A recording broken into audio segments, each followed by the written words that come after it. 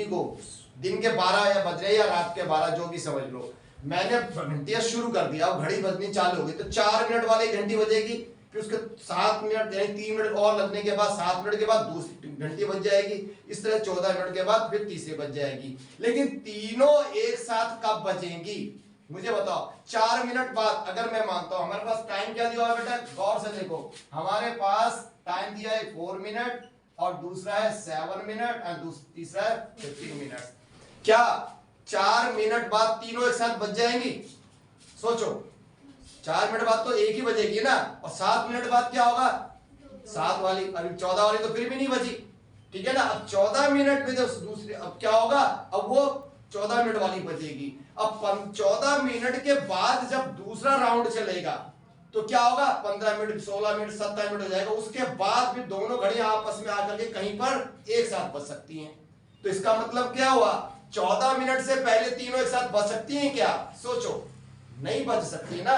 कुछ समय के बाद 20 मिनट, 50 मिनट, 2 घंटे, 3 घंटे के बाद एक साथ हो जाता है। क्यों हो जाता है बेटा? क्योंकि वो रिपीट होती हैं, ठीक है ना। ऐसे सर्कल वाला सवाल जब भी आएगा बेटा, सर्कल में कोई भी ए से बी आप दोनों चक्कर लगाते हैं, कार है, गाड़ी है, स्कूटर है, इंसान है, वो राउंड राउंड घूमता है।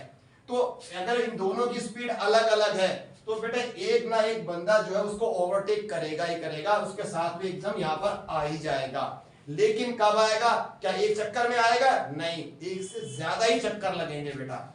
इसीलिए जब एक बारी राउंड में घड़ी घूमती है तो 14 मिनट से ज्यादा लगने ही वाले हैं। 14 मिनट में तो तीनों एक साथ बज ही नहीं सकती, राइट। उससे ज्यादा में ही बजेगी। इसका मतलब हमारा आंसर क्या होने वाला है, कम या ज्यादा?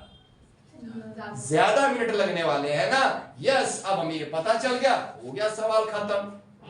ज्यादा के लिए क्या बोला है मैंने, निकाल दो एलसीएम, बस फिनिश। तो ये बेसिकली वर्ड प्रॉब्लम को समझने का एक तरीका है बेटा। क्या तरीका है कि पहले पता लगाओ कि भाई वो ज्यादा निकलने वाला है आंसर या कम निकलने वाला है। समझ में आ गया ना बेटा? ज्यादा क्यों निकल रहा है? क्योंकि 14 मिनट में तो भाई तीनों एक साथ बज ही नहीं सकती, आधे 2 घंटे बाद, 1 घंटे बाद ही एक साथ बजेंगी, राइट। तो ऐसे में आप ऐसा भी समझ सकते हैं बच्चों, जब भी कोई चीज सर्कल में घूमती है, कार हो, गाड़ी हो, इंसान हो, तो अगर वो एक दूसरे को ओवरटेक करेंगे, चाहे घड़ी की सुई हो, चाहे आदमी हो या कारें हो, तो वो क्या होगा, 1 2 4 चक्कर के बाद ही आएगी। इसका मतलब टाइम ज्यादा ही लगने वाला है बेटा।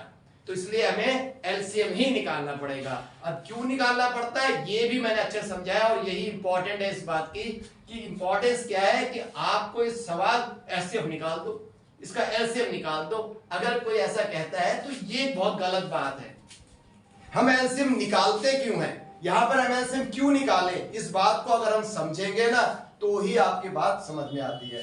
तो ये मैंने आपको बता दिया, और एक हिंट आपको दे दिया अच्छा सा कि जब भी कोई गोल गोल घूमेगा तो बेटे 90% केसेस में एलसीएम ही निकलेगा। और लॉजिक तो मैंने आपको अच्छे समझा भी दिया है, समझ में आ गया। अब सेकंड पार्ट तो आप कर ही लेंगे। अब बचा ही क्या बेटा, मुझे क्या निकालना है, एलसीएम ऑफ इसका बच्चों 4 का, 7 का एंड 14 का। तो बहुत आसान है बेटे, 4 के फैक्टर बना लो, या फिर आप डायरेक्ट भी कर सकते हो लाइक दैट। आप ऐसा भी कर सकते हो, या आपको पता है 2 7 जा, 2 2 जा एंड 2 7 जा, या 2 हो जाएगा बेटा, या 7 हो जाएगा, अगली बार 7 7 हो जाएगा।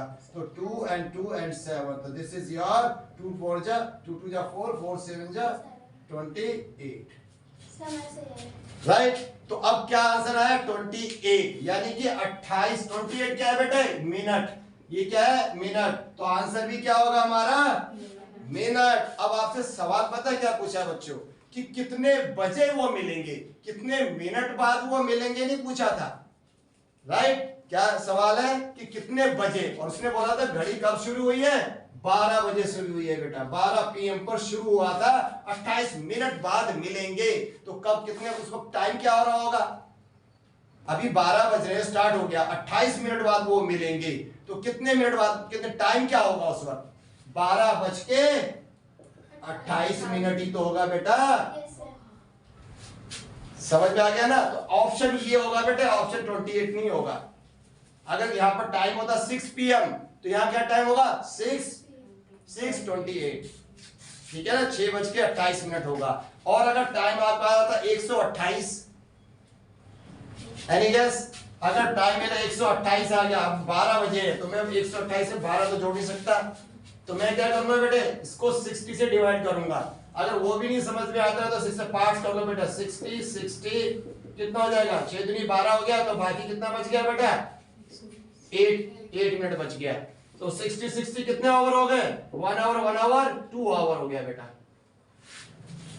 ठीक है ना। 128 मिनट का क्या मतलब हुआ, 60 120 मिनट और 8 से और 8 मिनट, तो 120 का क्या होता है बेटा, 60 2 आवर्स हो गया, यानी कि 12 तो ऑलरेडी बच चुके थे, तो 2 घंटे बाद कितने बजेंगे, अब 2 बजेंगे, और बचे कितने यहाँ पर मिनट, 8 मिनट, तो 08 लिखना बेटे, 80 मत लिख देना, 80 मिनट नहीं होता कभी, समझ में आ गया। तो 8 आ रहा है, इसका मतलब 8 मिनट है, इट मींस 08 मिनट है, समझ में आ गया टाइम। तो कई बार ऑप्शन आएगा तो ऐसा भी आएगा बेटा, आ भी चुके हैं, तो आपको टाइम दिया जा रहा है और आपका मिनट हमेशा 60 से ऊपर आ जाएगा, तो 60 माइनस करते जाना या पेयर बना देना, 60 से डिवाइड करने में आपको कंफ्यूजन हो सकता है, ठीक है ना। 6 की टेबल करते जाओ, जितना उससे ज्यादा बचेगा दैट्स इट, वो मिनट होगा, बाकी सब आवर में कन्वर्ट हो जाएंगे। क्लियर बच्चों, समझ में आ गया। अब देखो बेटा, यहाँ फिर से वर्ड प्रॉब्लम है, इस वर्ड प्रॉब्लम को फिर दोबारा से अच्छे से समझते हैं, थोड़े बहुत टाइप्स इसमें आते हैं, राइट। अब जब भी कोई ग्रेटेस्ट नंबर निकालना हो, find the smallest number, find the greatest number of 3 digit 4 digit कहता है, तो वो अलग चीज है, मतलब 10 अंकों का, 4 अंकों का, 5 अंकों का, बड़े से बड़ा, छोटे से छोटा संख्या निकालो, ऐसा कुछ नहीं बोला है, इसने बोला है बस नंबर निकालो। अब छोटा हो सकता है कि वो अलग बात है, अब छोटे को देख करके लोग यही बच्चों को पढ़ाया जाता है, भाई स्मॉलेस्ट नंबर निकालो बोला है तो एलसीएम निकाल दो, हाईएस्ट बोला है तो एचसीएफ निकाल दो, बेटे ये गलत तरीका है, राइट। अब हम कॉन्सेप्ट समझ चुके हैं, क्यों हमें एचसीएफ निकालना है, एलसीएम निकालना है, बस उस कॉन्सेप्ट को समझना है। तो मैं आपको समझाता हूँ बेटा, इस सवाल को गौर से समझो। मैंने अभी आपको क्या समझाया बेटा पिछले सवाल में, कि एचसीएफ कब निकालते हैं, कम या ज्यादा, कम के लिए, एलसीएम कब निकालते हैं, जब हमें ज्यादा निकालना हो, ठीक है ना। बस अब हमें इस सवाल में यही पता लगाना है कि जो हमारा आंसर है वो कम होगा या ज्यादा होगा। अगर वो पता चल गया तो हम एचसीएफ निकालना तो कोई बड़ी बात है ही नहीं। तो 40 से मैंने छोटा नंबर समझाने के लिए लिया है, आप इसकी जगह बड़ा नंबर ही देगा आपको, 500 समथिंग या 2000 समथिंग, राइट। तो आपको एचसीएफ एलसीएम निकालने में तो कोई दिक्कत है नहीं। अब आपको बस इतना समझना है, which is very important, why we need to find the HCF instead of LCM. Somewhere we need to find the LCM, not HCF.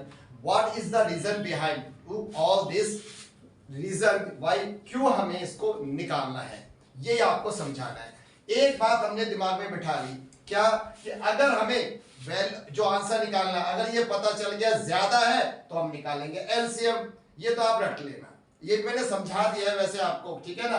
अब ये समझते हैं कि वो जो नंबर निकलेगा वो नंबर ज्यादा होगा या कम। चलिए अब सवाल समझते हैं बेटा, क्या है, राइट द स्मॉलेस्ट नंबर, यानी कि find the smallest number which is divisible by both. मैं समझ ले लेता हूं, मैं कोई और नंबर लेता हूं, सपोज एक नंबर है, कहता है ऐसा ए नंबर निकालो जो डिविजिबल बाय इन दोनों से भाग होता हो, यानी कि क्या हो, बाय का मतलब क्या हो बेटे, divisible by, A is divisible by 40, यानी मैं इसको 40 कर देता हूं, बाकी दूसरा लेता है नहीं, दोनों से भाग होना है।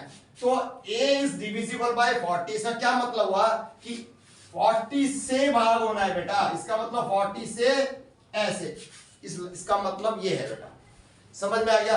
अब आप नॉर्मली क्या जानते हो बेटा, अगर किसी को डिवाइड करोगे तो मुझे बताओ, इससे डिवाइड कर रहा हूं तो ये जो आपका डिवाइडर है तो ये है, ये हमारा डिविडेंड है बेटा।